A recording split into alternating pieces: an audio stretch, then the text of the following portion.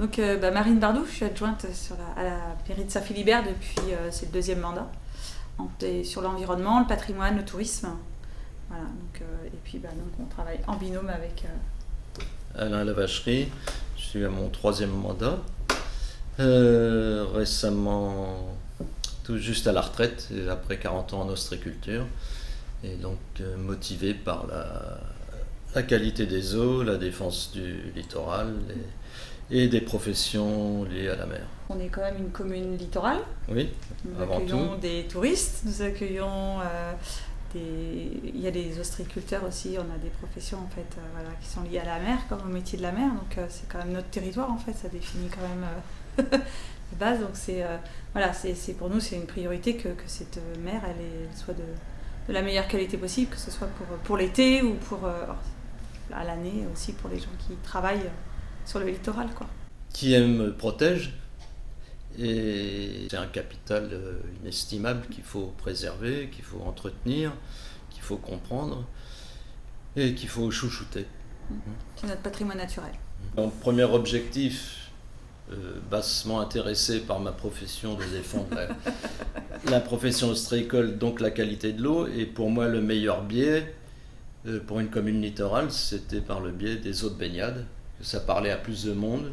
Donc on a fait un recensement des exutoires, des cours d'eau, de tout ce qui pouvait impacter les eaux littorales. On s'est vu qu'il fallait à la fois s'occuper des réseaux d'assainissement, des réseaux d'eau pluviale, des zones humides, des pollutions diffuses.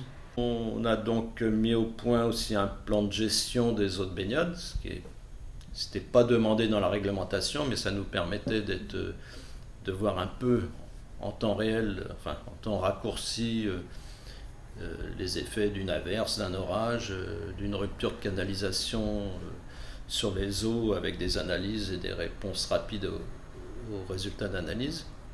Ce système, une fois mis en place, on l'a fait certifier, donc on a une certification qualité eau de baignade qui est quelque chose d'assez pointu et très encadré. On fait un audit très profond tous les 3 ans et des audits intermédiaires tous les ans. Donc s'il faut fermer la baignade, comme ça a été le cas il y a quelques jours, la rouvrir, enfin essayer d'être réactif. Donc tout ça nous a un petit peu bien enseigné sur l'eau. Sur l'eau. L'importance. Ouais. C'est vraiment une vision globale de l'eau, que ce Ouais. soit par les bassins versants, par le lieu où ça se rencontre justement, l'interface terre-mer, et puis l'océan en fait. Enfin, voilà, c'est vraiment. Et puis cette démarche en fait, elle nous oblige à une certaine rigueur de traçabilité, rigueur de traçabilité des événements, et puis de planification des actions.